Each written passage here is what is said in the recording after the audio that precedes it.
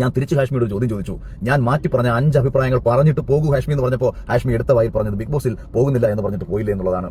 ഈ ബിഗ് ബോസിൽ ഞാൻ പോകുന്നില്ല എന്ന് പറഞ്ഞതും ബിഗ് ബോസിൽ ഞാൻ പോകുമെന്ന് പറഞ്ഞതും ബിഗ് ബോസിൽ പോകുന്നതിന് മുൻപ് തന്നെയാണ് എന്നുള്ളത് ഞാൻ വളരെ കൃത്യമായി പണ്ടേ പറഞ്ഞിട്ടുള്ള ഒരു കാര്യമാണ്. ബിഗ് ബോസിൽ പോകില്ല എന്ന് പറഞ്ഞതും ബിഗ് ബോസിൽ പോകുമെന്ന് പറഞ്ഞതും താൻ തന്നെയല്ലേ പറഞ്ഞത്, നാട്ടുകാരൊന്നുമല്ലല്ലോ. അതൊന്ന്. പിന്നെ ബിഗ് ബോസിൽ പോകില്ല എന്നല്ല പറഞ്ഞത്, ബിഗ് ബോസ് പോകുന്നതിന് പകരം ഞാൻ ലുലു മാളിൽ തുണിയിലാണ്ട് നടന്നാൽ മതി, അങ്ങനെ എന്തൊക്കെ അങ്ങനത്തെ ഒരു ഡയലോഗാണ് താനെന്ന് പറഞ്ഞത്. അതിനർത്ഥം എന്താ?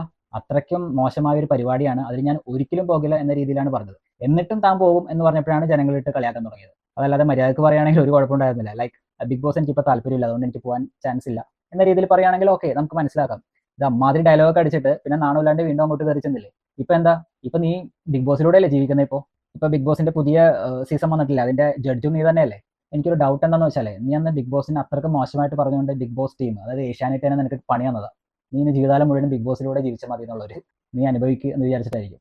എന്ത് വന്നാലും നിനക്കാണ് ബെനിഫിറ്റ്, നല്ല കാശ് കിട്ടുന്നുണ്ടല്ലോ. നീ തന്നെ പറഞ്ഞായിരുന്നു ഒരു ദിവസം ഒരു എപ്പിസോഡിന് 1.5 ലക്ഷം രൂപ കിട്ടുന്നുണ്ടെന്ന്. അതുപോലും എന്റെ ജീവിതത്തെയും എന്റെ കുടുംബത്തെയും മാത്രം വ്യക്തിപരമായി മാത്രം ബാധിക്കുന്ന ഒരു വിഷയത്തിൽ, പൊതുസമൂഹത്തിന് ഒന്നും ബാധിക്കാത്ത ഒരു വിഷയത്തിലും ഞാൻ നാളിതുവരെ ഒരു അഭിപ്രായം പറഞ്ഞു മറ്റൊരാൾക്ക് വേദന ഉണ്ടാക്കുന്ന ഒരു കാര്യവും ചെയ്തിട്ടില്ല. മറ്റൊരാൾക്ക് വേദന ഉണ്ടാക്കുന്ന ഒരു അഭിപ്രായ നിലപാട് വ്യത്യാസവും ഞാൻ സ്വീകരിച്ചിട്ടില്ല എന്നിരിക്കെ ഞാൻ ഉയർത്തിയ ഏതെങ്കിലും ഒരു വിഷയത്തിൽ അതുമായി ബന്ധപ്പെട്ട ഒരു ചോദ്യം ചോദിക്കാൻ ഹാഷ്മി തയ്യാറായോ? ഹാഷ്മി ആരെയാണ് സംരക്ഷിക്കാൻ ശ്രമിച്ചുകൊണ്ടിരുന്നത്? ഹാഷ്മിക്ക് സാബു ജേക്കബിന്റെ കയ്യിൽ നിന്ന് എത്രയാണ് കിട്ടിയത്? കിറ്റെക്സ് ആണോ യഥാർത്ഥത്തിൽ ഇപ്പോൾ നിലവിൽ 24 ഫണ്ട് ചെയ്തുകൊണ്ടിരിക്കുന്നത്? നിങ്ങൾ എന്തടിസ്ഥാനത്തിലാണ് സാബു ജേക്കബിനെതിരെ ഞാൻ ഉന്നയിച്ച ആരോപണങ്ങളിൽ ഒരു ചോദ്യം പോലും ചോദിക്കാതെ, സാബു ജേക്കബിനെതിരെ ഞാൻ പറഞ്ഞ വിഷയങ്ങളിൽ ഒരു തവണ പോലും സംസാരിക്കാതെ നിങ്ങൾ ആരെയാണ് സംരക്ഷിക്കാൻ ശ്രമിച്ചത്? അടുത്ത അലിഗേഷൻ, അത് നിങ്ങളുടെ നേച്ചറാണ് അലിഗേഷൻ പറയാന്നുള്ളത്. പക്ഷേ ഈ ഒരു കാര്യത്തിൽ ഞാൻ പുള്ളിനെ യോജിക്കുന്നു.